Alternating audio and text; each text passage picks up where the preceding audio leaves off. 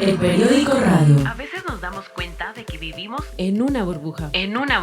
Afuera, lejos de lo que nuestro entorno nos muestra, existen otras realidades. Queremos que te acerques a esas voces diferentes y que te enteres de todo eso que quizás te has perdido sin querer. Únete a nuestra comunidad. Tenemos un espacio para ti. Estás en el periódico radio con Jaime Moreno. El periódico radio. El Ministerio de Cultura y Deportes galardonó al escritor Luis Eduardo Rivera con el Premio Nacional de Literatura Miguel Ángel Asturias 2019. Autor de libros como Poesía Prepóstuma y Entre Tiempos, Rivera sucede en el honor a Eduardo Halfon, quien obtuvo la edición anterior. Luis Eduardo Rivera nació en la ciudad de Guatemala en 1949. Es poeta, traductor, ensayista y escritor. El Consejo Asesor para las Letras destacó esta labor polifacética al momento de fundamentar el premio. El escritor realizó estudios de literatura en la Universidad de San Carlos. Luego la Universidad Autónoma de México lo recibió para estudiar escritura creativa. Con el tiempo se estableció en París, donde construyó una carrera en la docencia y aún reside en esa ciudad.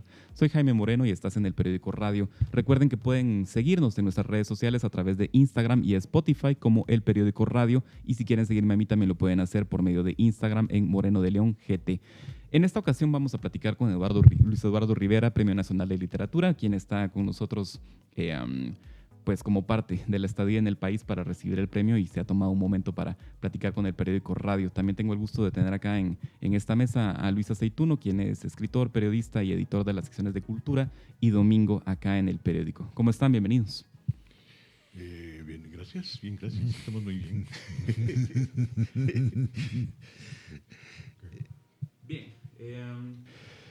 Tal vez podemos comenzar, Luis Eduardo, a platicar acerca un poco del premio y tu relación con Miguel Ángel Asturias. Entiendo que recibes el premio con mucha algarabía, pero bueno, ¿cuál ha sido tu relación con la gran letra de Guatemala? Pues muy cercana, desde mi adolescencia prácticamente, ¿no?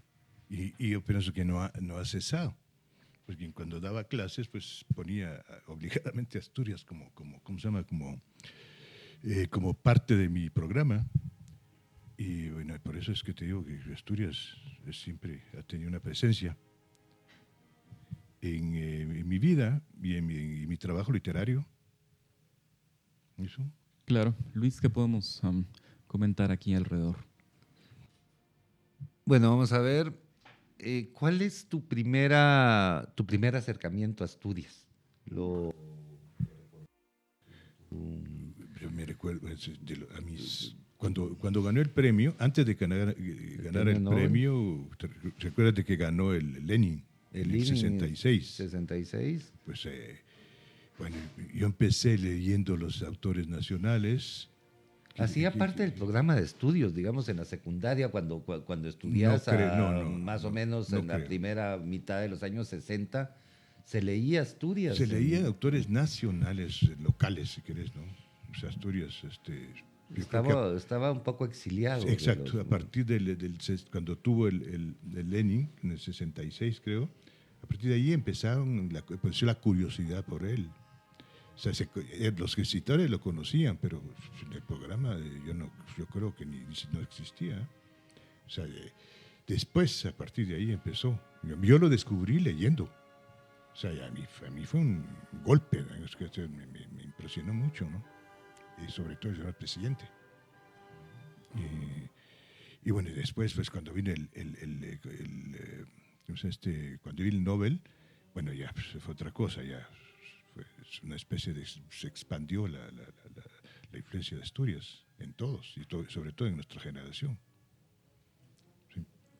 Sí, yo me acuerdo de qué sé yo, pero bueno, esto ya son los años 70, tendría, qué sé yo, 12, 13 años. Mi primer acercamiento a Asturias realmente fue el Tecunumán, el de las plumas verdes, recitado en coro en las clases, ¿no? ¿La poesía de Asturias te dijo algo o fue más bien la narrativa? Las dos. Yo leí Cien de Alondra, que era la poesía reunida de Asturias, ¿no? Y hay en Asturias, digamos, retórico, como por ejemplo, y es ese Asturias que se leía en aquel tiempo, ¿no? Aquello del Tecunumán, el de las Torres Verdes. Es precioso, además, cuando lo empezás claro. Pero hay otros Asturias mucho más serios, ¿no? Asturias surrealista, por ejemplo. Y, General, ¿no? claro. Pero en general, Viturias, yo personalmente no creo un gran poeta. Es un gran narrador. Así. Y él es poeta en la narración. O sea, su poesía está realmente en su narración, en claro. su narrativa. Digamos. Su poesía es un poco, digamos, dentro de la vanguardia, es un poco tradicional. Incluso el surrealismo que hace es un surrealismo muy pegado a los cánones del surrealismo. Pues. No abre brechas, ¿cómo se llama? En la poesía universal. Se queda un poco dentro de cierta medianía. Hay dos otras influencias en ese momento, en tus años de formación, que alguna vez me comentaste, que creo que son, bueno, Cardoso de Aragón y César Brañas, digamos, fue importante dentro de tu formación, quizás. Fíjate que no mucho. O sea, a ellos los leí después. O sea, César Brañas, lógicamente, leí algo de él porque vivía en la Antigua. Vivía, la casa de César Brañas estaba frente a tu donde casa. yo Pero vives, claro, sí, claro. Pues era una lectura casi obligada, ¿no? Y Cardosa, lo leí bastante más tarde. Empecé más bien leyendo Guatemala, las líneas de su mano. Y después empecé a leer su poesía. Pues, que también fue otro descubrimiento y otra influencia muy fuerte. Tu mayor influencia literaria en ese momento para empezar a escribir, digamos, los poetas que realmente hicieron clic de decir, yo quiero dedicarme a Vallejo, escribir. por ejemplo, ¿no? Vallejo. Y Neruda. O sea, Neruda era casi una lectura obligada. Y empecé leyendo los poemas de juventud, o sea, 20 poemas de amor. Y después pasé ya a las residencias. Y bueno, y luego después a su poesía, como decía Roberto Armijo, elefantiásica, el canto general. O sea, y luego después fue el gran descubrimiento de Vallejo. O sea, que ese sí te da un carajazo al corazón, ¿no? O sea, ya intelecto. Se cambia completamente la visión de la poesía. Y después empecé en traducción leyendo a los escritores norteamericanos, porque alguien me regaló una antología de la poesía norteamericana, donde estaban todos los clásicos. ¿La de traducida vanguardia. por Cardenal? No, La y traducida por Coronel, no. por Hirri, por Alberto sí, Hirri, que es un gran traductor. Sí. Es el gran introductor de la poesía americana en español, y sobre todo en Latinoamérica. Bueno, eso fue digamos, otro descubrimiento que me abrió otras puertas, ¿no? O sea, porque la poesía latinoamericana y sobre todo la guatemalteca era muy retórica. En cambio, la poesía americana era de una gran sencillez. Entonces, y eso fue fundamental para mi escritura posterior. En la Universidad de San Carlos, ¿cómo fue ese paso por la universidad? ¿Con quiénes encontraste, con quiénes conectaste? ¿Cómo formaste generación en esta etapa? Sí, mira, al principio empecé estudiando arquitectura. Y pensaba, yo cuando era adolescente pintaba, y parece que pintaba muy bien. Todo el mundo pensaba que iba a ser pintor, pero también tenía inclinaciones literarias. Entonces, el primer semestre estuve en arquitectura y me di cuenta que no tenía nada de artístico realmente, ¿no? O sea, era técnico, pura técnica. Después, a la mitad del semestre, me pasé a letras, estaba estudiando las dos, y el año siguiente dejé arquitectura y me metí enteramente a la Facultad de Humanidades, Departamento de Letras. Y bueno, como te dije, tuve buenos profesores, de lo que se podía entender a Margarita Carrera de Weaver, Ricardo Estrada, ¿quién más? Luz Méndez. No, Luz Méndez no fue mi profesora. Fue, ¿cómo me recuerdo? O sea, ¿cómo se llama? Arrizures Palma. que Margota Sabona no, ella vino después. O sea, el profesor para mí más interesante en ese momento era Alvisures Palma. Nos daba la clase de literatura del siglo XX, o sea, novela del siglo XX, del siglo XIX y del siglo XX. Entonces, ahí leímos muchas cosas, ¿no? Pero también, pues yo de mi lado leía otras cosas también. Por ejemplo, Henry Miller, que no conocía Alvisures, no lo había leído. O sea, yo le descubrí Miller a Alvisures, pero él nos descubrió otros autores, por ejemplo, Lawrence Durrell, leímos parte de la trilogía, y pues bueno, y el cuarteto, claro, del cuarteto de Alejandría, perdón, sí, la trilogía.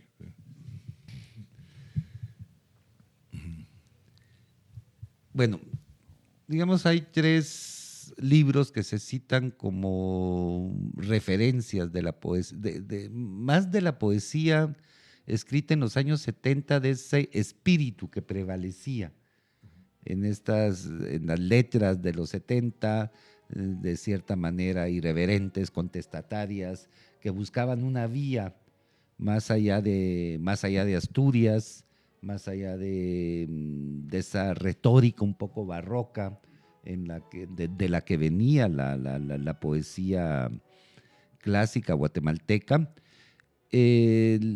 Está por un lado el libro de Enrique Noriega.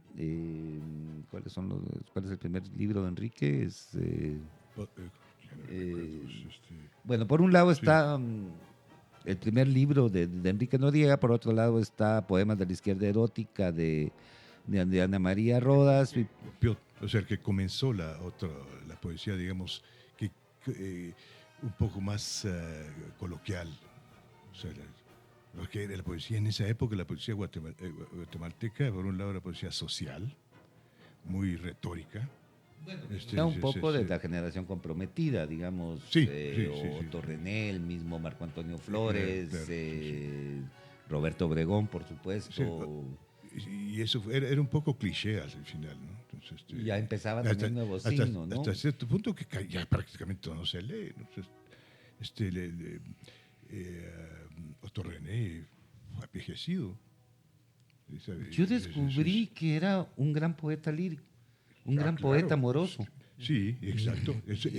Otto René es un gran poeta amoroso. Es lo mejor de él es su poesía amorosa, de una gran sencillez, es cierto.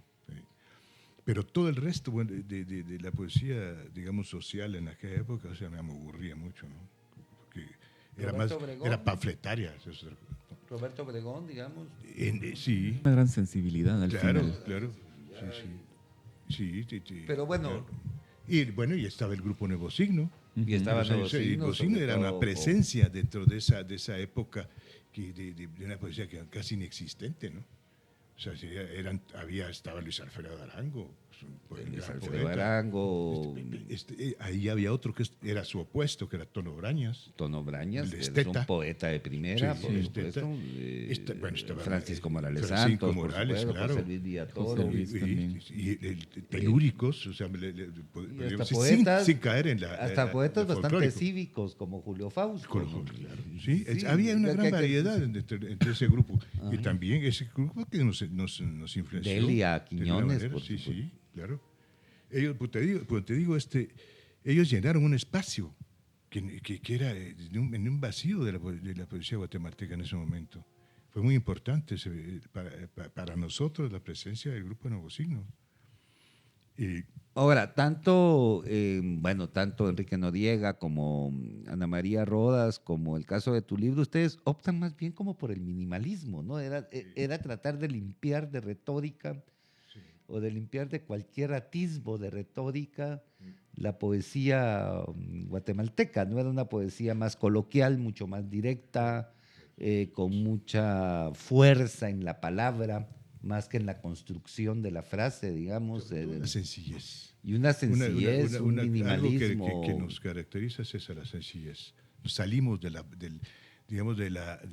metaforismo, por ejemplo, ¿no? El recargamiento que venía de la vanguardia, ¿no? Entonces trataba de buscar un lenguaje coloquial, un lenguaje que pudiera comunicar simplemente, sin pasar por la retórica, ¿cómo te dijera? Por el formalismo, digamos, ¿no? Una cosa más directa, un lenguaje muchísimo más libre, más bueno, no sé. Tu primer libro de poesía, se edita en 1978, es Servicios Ejemplares. ¿Cómo lo ves 40 años después? ¿Cómo ves a ese Luis Eduardo que escribe Servicios Ejemplares, que es una poesía bastante provocativa, sobre todo en cuanto al tratamiento de lo erótico, del cuerpo, del sexo? Fíjate, fue un libro que fue fue construido, porque había, bueno, dentro de lo que yo escribía mucha poesía erótica, pero no solo eso, ¿no? Entonces iba a publicar en una editorial, una colección en México, porque ese libro fue publicado en México, iba a publicar en una colección que dirigía, ¿cómo es un editor peruano. ¿Tola? Y sí, Fernando Tola. Y entonces iba a ir en una colección de erotismo. Entonces todos los poemas eróticos los metí y los junté en Servicios Ejemplares. Y bueno, ahí pues no, después me tacharon de poeta erótico, ¿no? Pero no, eso fue una cuestión accidental nada más. Pues, solo haciendo un paréntesis, Fernando Tola es el de La Nave de los Locos, ese que editorial Premia, que sacaba esa colección, sí. La Nave de los Locos, y que modernizó realmente las lecturas en México y Centroamérica. Y la edición también. Y la edición, ¿no? Claro, pues, tenía varias colecciones. Y entre esas era rarísimo, ¿no? Una colección de poesía o de literatura erótica. Eso no existía en Latinoamérica. El erotismo era algo así como casi un pecado, ¿no? Prácticamente. Cuando yo publiqué Servicios Ejemplares, un escritor mexicano me vino y me dijo, cuida, vas a recibir muchas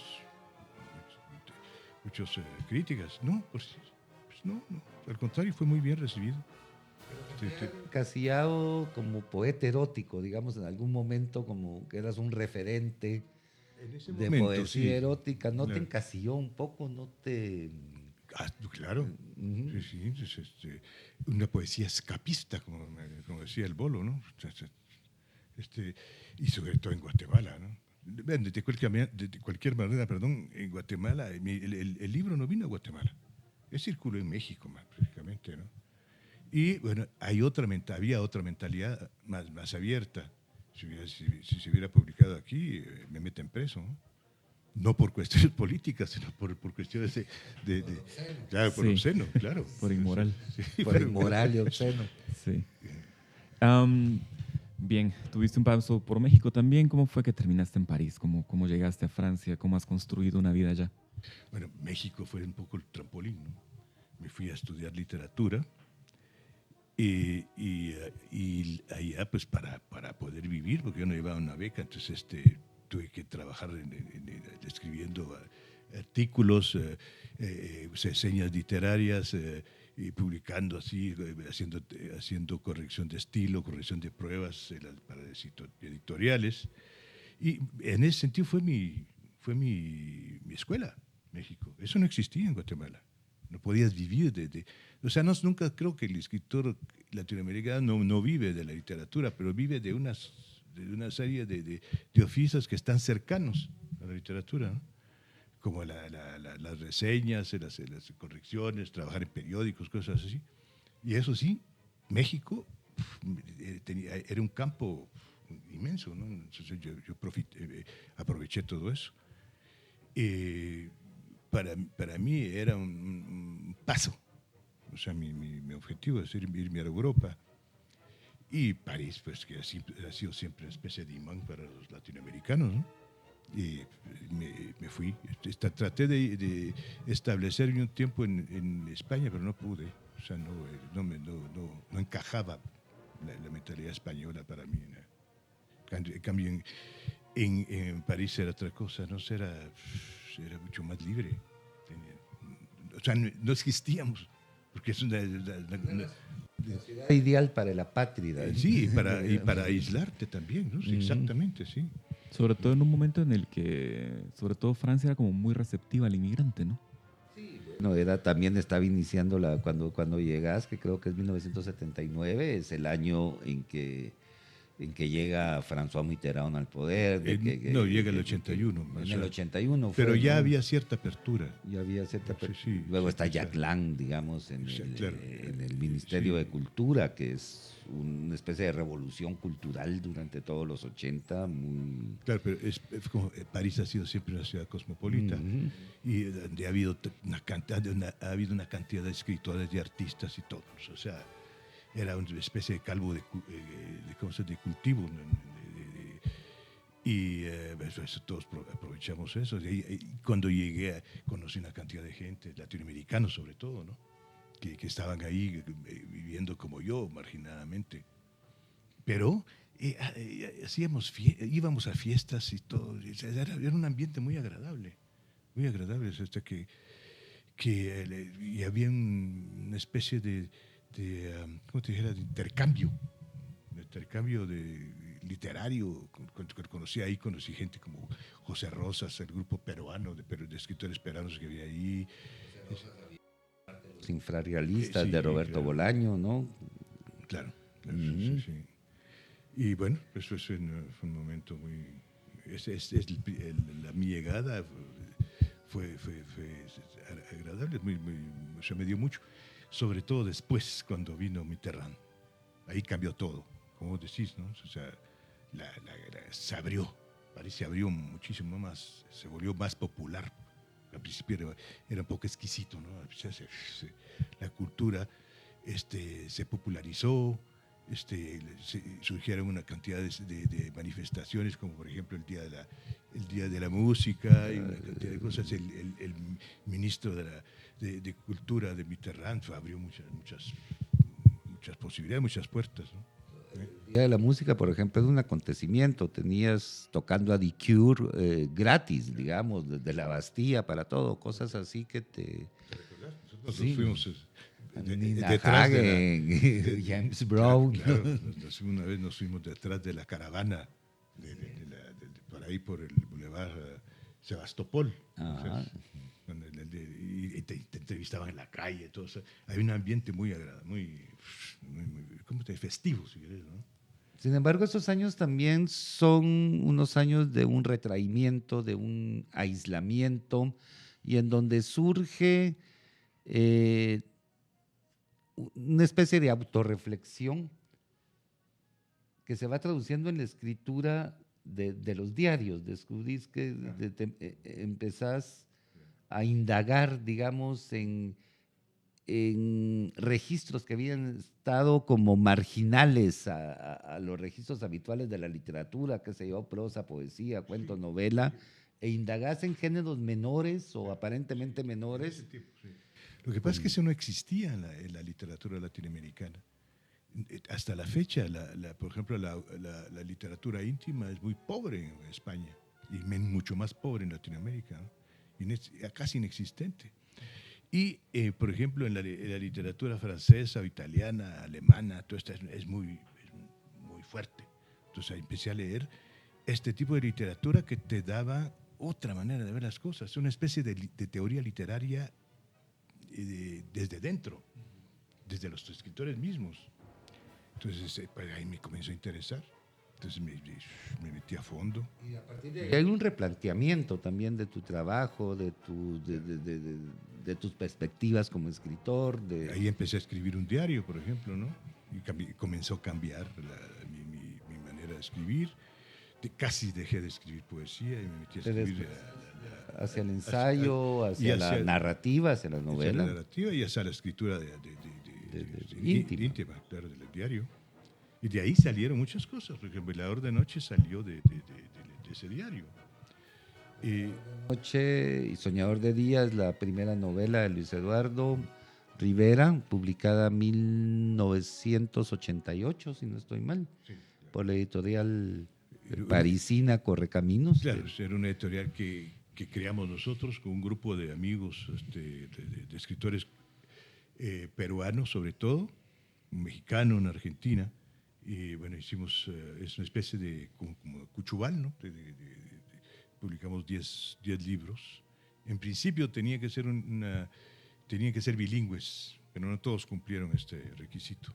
Yo sí, yo publiqué Velador de Noche en español y en francés.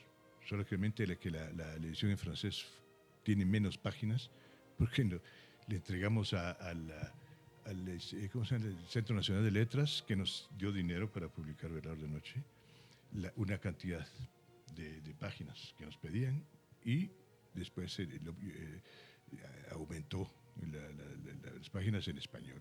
Entonces, o sea, la edición en español es más grande que la francesa. Ambos han vivido fuera del país, ambos coincidieron en París. Les dejo un tema sobre la mesa y me gustaría que lo platicaran.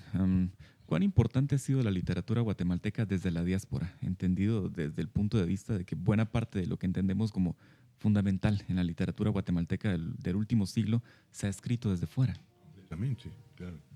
Lo mejor que es, bueno, es como hacerme un poco la mejor literatura que se ha hecho en Guatemala se ha escrito afuera, se ha publicado, se ha escrito afuera. O sea, empezando por Landívar.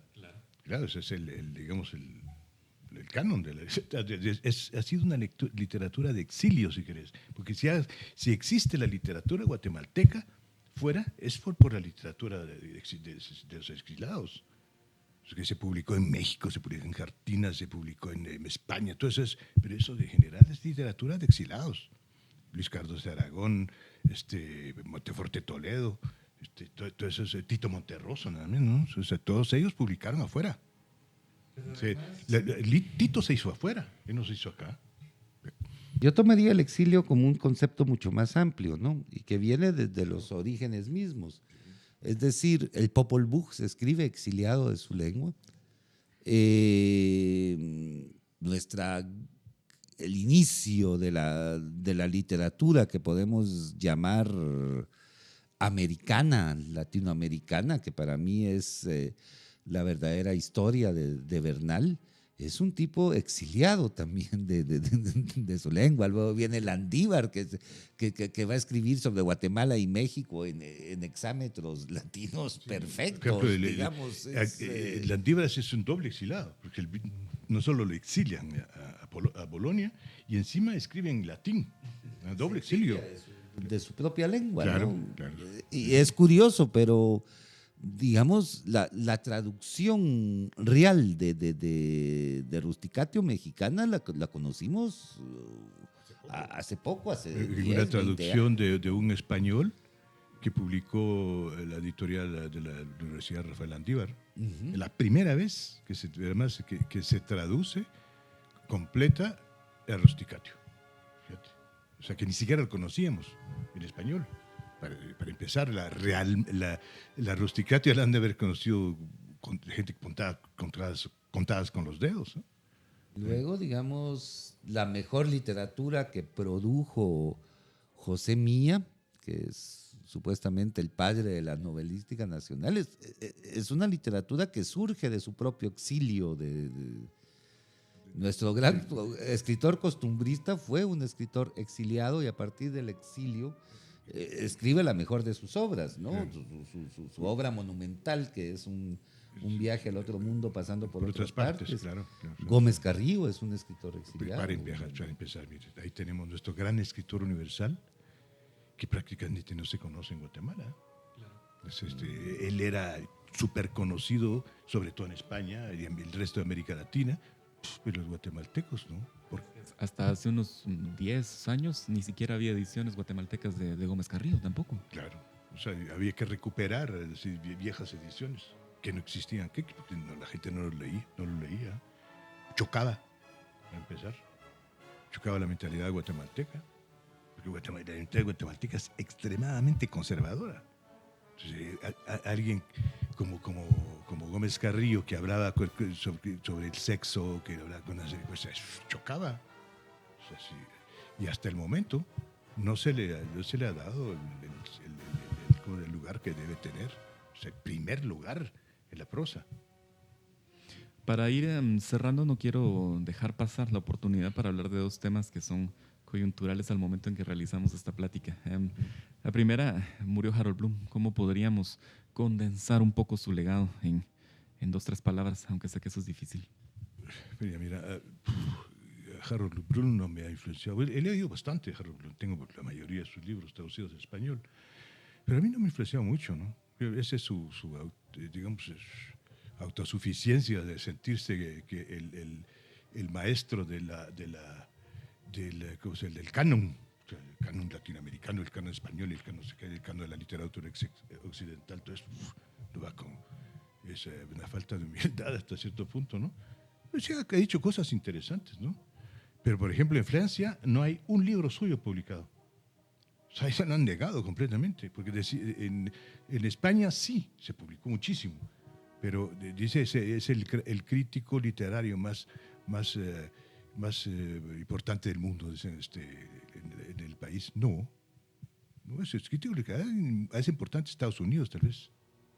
Y claro que ha influenciado a muchos países, ¿no? Habría que matizar ahí con Bloom también. Es decir, por un lado está el Bloom, llamémosle comercial, pues el del canon, de los libros que se vendían, de los libros referenciales, el canon occidental, el canon de la poesía, el canon de la literatura. Me pregunto ¿cómo puede ser canónica, cómo puede ser hablar de canon a nivel de literatura occidental, alguien que no conoce más que 2 lenguas, o lo más 3, y además mal. Conoce francés, pero... Pero, por ejemplo, por otro lado, hay el Bloom, que es el autor de libros verdaderamente monumentales y referenciales como Shakespeare y la invención del humano. Yo creo que ese es un libro dentro de la literatura inglesa fundamental, es un gran digamos, crítico. para entender la literatura, para entender el acto creativo. Claro. No, ahí sí tienen razón. Cuando habla de su literatura, de su lengua, es otra cosa. Porque se mete a hablar de literatura universal y poner niveles, y es otra cosa, muy diferente, ¿no?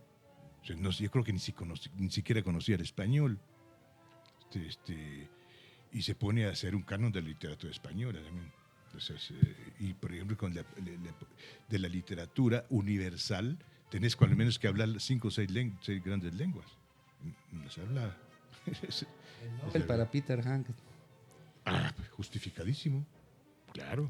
Es un gran escritor. Entonces, ¿cuál fue la primera novela que leí de él? Bueno, siempre leí una cantidad, pero sí, claro. Alguien que escribe mucha literatura autobiográfica, por ejemplo, ¿no? Es basado en autobiográfico. Sí, es justificado, claro. Con la polémica de su... Es otra cosa, de su participación en la cuestión de la guerra de los Balcanes. Sí, bueno, también estuvo Limonov ahí, ¿no? Limonov era de extrema derecha. Sí. Y él no. O sea, no. Yo siempre trató de ser un poco más inteligente en sus juicios. Aunque siempre siempre ronda, ¿no? Esta idea de separar a autor de obra, ¿no? Pero es idiota también, pues que mira, Borges que fue a recibir un premio que le dio Pinochet y todo, pero Borges es Borges, carajo. No vas a juzgar la literatura de Borges por eso. No escribimos moralismo, porque yo literatura, y mi literatura, él es lo máximo. O sea, ya quisiera tener el 10º talento de Borges. Y eso toda esta generación de escritores comprometidos, lo han tachado, lo han tratado de denigrar y todo, pero no. No es otra cosa. El gran misterio literario del momento, que es Olga, voy a leer su apellido, por Tokarczuk, escritora polaca. Bueno, Polonia siempre ha dado escritores verdaderamente extraordinarios en todo sentido. Gombrowicz, por ejemplo, ¿no? Gombrowicz, claro. ¿Cómo se llama la poeta que recibió el premio Nobel? Zibrovska. Zibrovska. Es una súper poeta esa mujer. Sí. ¿Conocías a Olga? No. Quien comparte el premio Nobel. Tal vez le he leído, pero no me recuerdo su nombre, ¿no? Pero no, yo creo que es completamente desconocida. Es muy conocida en Alemania, en lengua alemana se lee mucho, hay Pero muy pocos libros de ella traducidos al español. Francés. De hecho, acá en Guatemala había un solo libro y agotado desde hace meses. O sea, no es una autora que tenga un tráfico constante, al menos en el país. Si escribe poesía, para empezar, no es una autora muy conocida. Generalmente la poesía es un poco marginal, desgraciadamente. ¿No? Y periodista también. Y Sí. estuve leyendo algo de narrativa de ella, es muy buena, pues es esa fuerza ¿Dónde de esa leíste literatura. Bueno, cosas que se han estado publicando, sobre todo en la web buen de los descubrimiento, periódicos. entonces. Aprovechando que bueno, la Academia entonces entregó los premios 2018-2019 del Nobel, también me gustaría oír su opinión acerca de esta especie de reclamo popular, ¿no? Para pedir que Murakami tenga un Nobel. ¿Cómo lo vería? Un excelente narrador. Un cuentista de primera. O sea, ¿cómo se llama el libro? ¿Cómo se llama? Hombres y Mujeres, es una belleza. Bueno, yo no me recuerdo ahora los títulos, ¿no? Del Kafka, ¿cómo se llama este? Ahorita se me están olvidando las cosas, pero es un excelente narrador. Muy influenciado por la literatura norteamericana, por ejemplo, ¿no? Y después él mismo ha influenciado la literatura norteamericana. Sí, yo creo que sería también un candidato óptimo para el Nobel. Es válido. Bueno, yo sé que Murakami es un Yo gran sé, narrador, pero por ejemplo, en presencia sería válido que se lo dieran a Murakami y jamás hayan pensado en Milán Kundera, por ejemplo, que fue un escritor mucho más arraigado a todo. Sí, ¿no? Murakami es un poco más popular, si quieres. Kundera es un escritor más, si quieres, más intelectual. Incluso si... absolutamente, es un gran narrador. Digamos, sí, es otro es otro gran olvidado. También lo que pasa es que esta es una época de lobbies un poco más públicos, ¿no? O sea, el nombre de Murakami casi sale por aclamación popular en distintos medios. Por eso te digo, es muy leído, muy popular, si quieres, muy fácil de leer, además. Bueno, el del mundo de Kundera es un mundo que muy crítico, o sea, además, y más intelectual. Su lenguaje es muy accesible, pero su mundo es otro también. ¿No? Es más complicado, si quieres, ¿no? Tampoco quiero que nos vayamos sin... No es la palabra. Es otro. ¿Sí? Complejo, exactamente, sí. Pues no quiero que nos vayamos sin tocar otro tema que me parece interesante. Quiero escuchar la opinión de Luis acá porque sé que ya terminó la novela. Hablemos un poco de Tiempos Recios, ¿no? Esta ficción, de cierta forma, que Vargas Llosa hace sobre esta etapa política de Guatemala tan convulsa a mitad del siglo XX. A mí me parece una novela extraordinaria. La leí en una noche, cosa que ya me ocurre muy raramente, digamos, de meterme en un libro y hasta que termine, ¿no? Bueno, posiblemente por el interés sobre el tema, el interés de Guatemala, el ver cómo resolvía una época tan fundamental para los guatemaltecos como lo podía resolver Vargas Llosa. Y es muy solvente. Sí. Eso me sorprendió mucho. Es un conocimiento de la historia, de cómo construir una novela. Por ejemplo, me sorprendió mucho el conocimiento que muestra de la ciudad de Guatemala en esa época, las calles, los... Yo pienso que bares. se documentó mucho. Sí, claro. Es un Escribió trabajo eso. de una De- documentación claro. muy rigurosa, Sí, de una investigación sobre la época, y es un trabajo de una gran honestidad intelectual. Y una mezcla entre narrativa Y documental. y documento. Claro. Y eso es lo bueno de esa novela, que juega entre las dos. Porque ahí te da una cantidad de informaciones que yo lo estoy leyendo en ese momento, ¿no?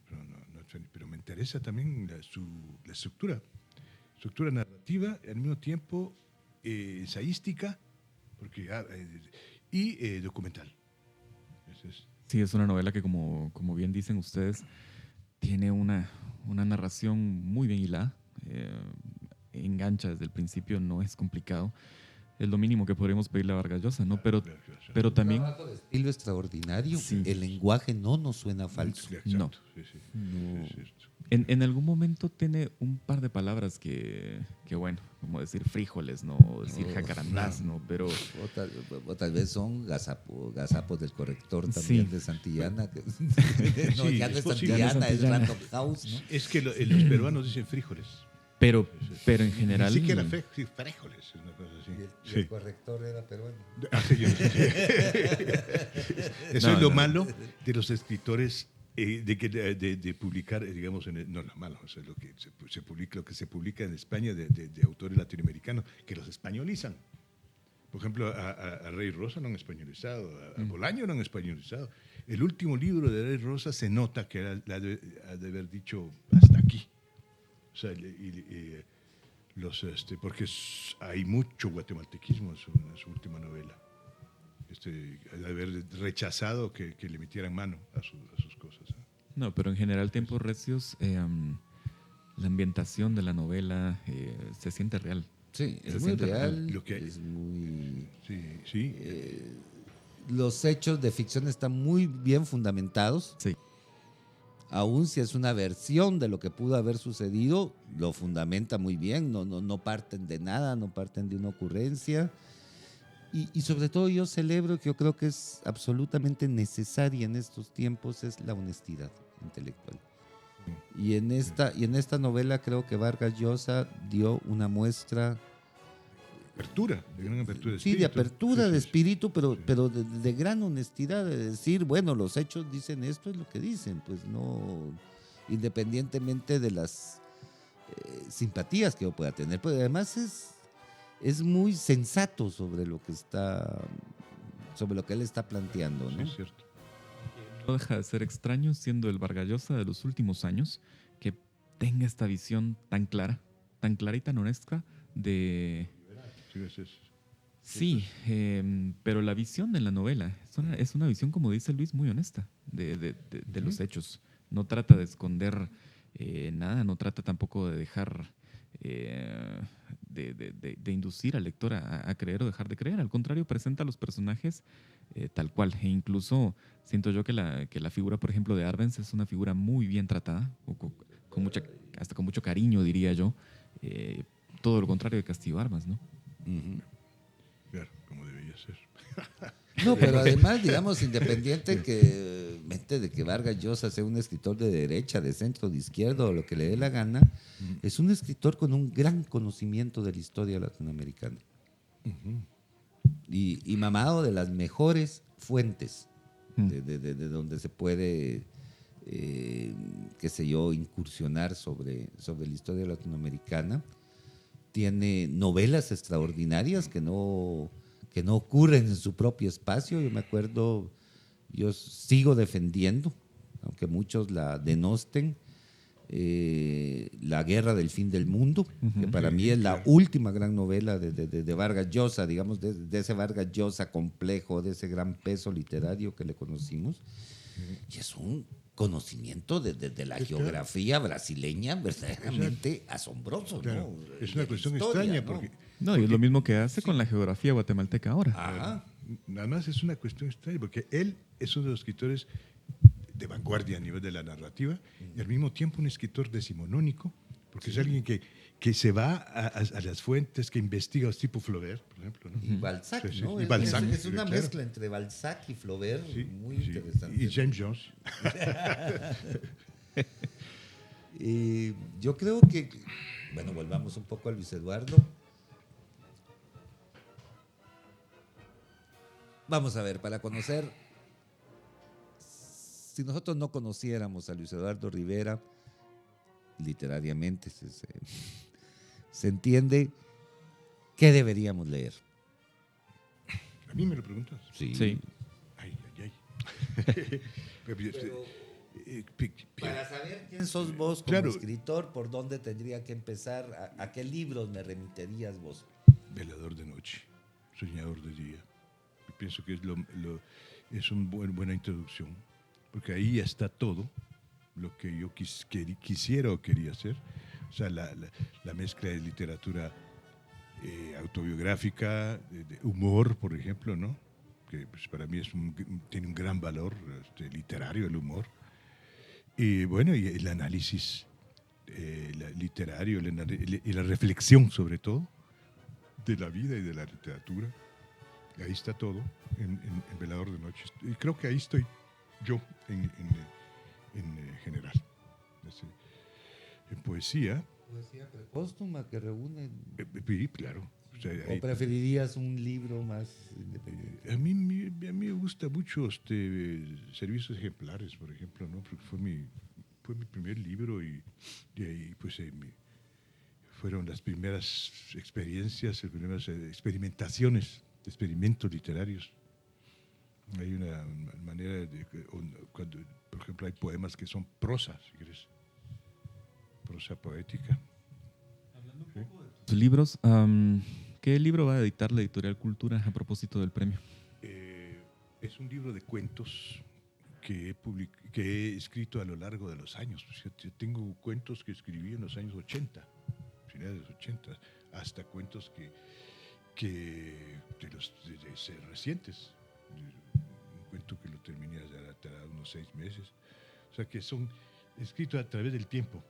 Es un texto que se ha hecho y que no es un texto unitario, sino pues se ha juntado todo. He juntado todo eso, ¿no? Y ahí también hay un juego formal en todo, a lo largo de todo el libro, ¿no? O sea, te digo, son pequeñas narraciones, o narraciones un poquito largas, textos cortos. Entonces, ¿Cómo se llama? se llama Pasado en Blanco. Es el título de un cuento. ¿O tiene una fecha de salida? Tiene un prólogo de Luis Aceituno. Ok. No sé si lo conocen ustedes. Tal vez. Pues ahí fue conocido, su casa a la hora de comer. Sí, pues se le pedía a Luis que quisiera el prólogo, porque él conoce muy bien mi trabajo, ¿no? De las gentes que conocen mejor mi trabajo, Luis era el indicado para hacer el prólogo. Y hizo un excelente prólogo. Muchas gracias, Luis. De nada. Pues que te ofrezca. La portada es de portada una es de mi hija. ilustración de mi de hija. Lea Rivera, Sí, que es que es un extraordinario talento en las artes visuales. ¿No? Ha indagado mucho en el video, Lea. Sí, una mezcla de una mezcla cantidad de grabado, video, pintura, más bien diseño, ¿no? Sí, ella está muy metida en la nueva plástica. Utiliza una cantidad de géneros de artísticos, donde está el video, como dice Luis, está el grabado, pero el grabado lo hace de otra manera, porque utiliza el plástico, utiliza la tela, por ejemplo, ¿no? O sea, y hace grabados de 5 metros por 5, ¿no? O sea, bueno, y le pedí que me hiciera tenía tiempo de pedirme de hacer una portada de uno de mis libros, y me envió una pequeña ilustración, un dibujo a crayón que hizo. Bueno, para que estemos los dos juntos ahí. Muy bien, con esto creo que damos por terminada esta plática. Todas las personas que pasan por este programa tienen que responder una pregunta salida de la bola de cristal. Así que le vamos a pedir a Luis Eduardo que por favor tome una preguntita y nos cuente qué es lo que lee. ¿Con qué te gustaría ir a tomar ¿Con quién te gustaría ir a tomar un café o una cerveza al salir de aquí? No con nosotros, digamos, tiene que Sí, ser un no, personaje así. Claro. Con Fernando Pessoa. Ok. O sea, tendríamos muchas cosas que decirnos. Bien, como Luis también es invitado, pues también tiene que responder. Pero yo soy de la casa, ¿no? ¿Con quién me gustaría tomar? Con Harold Pinter escribí una vez, ¿no? Ok. No sé por qué, con Harold Pinter. ¿Y de qué Digamos, platicarían? hay gente que admiro mucho, pero que no me tomaría un café con ella, ¿no?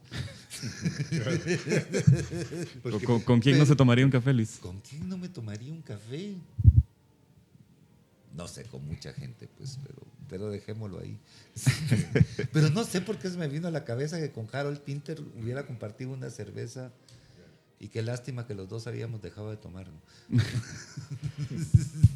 Bueno, he de decir que a mí me encantaría tomarme una cerveza con Ibargüengoitia. Siempre me ha parecido. Sí, bueno, Ibargüengoitia, con él saldría, ¿no?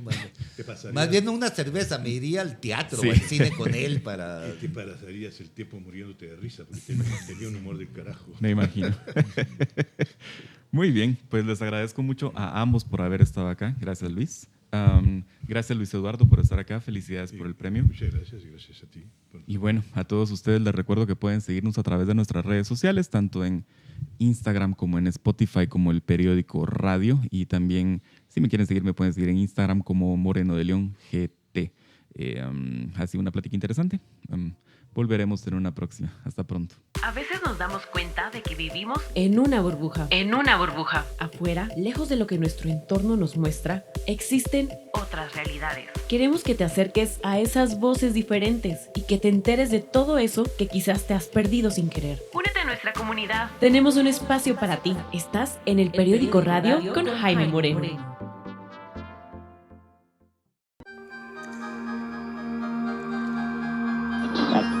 El periódico Radio.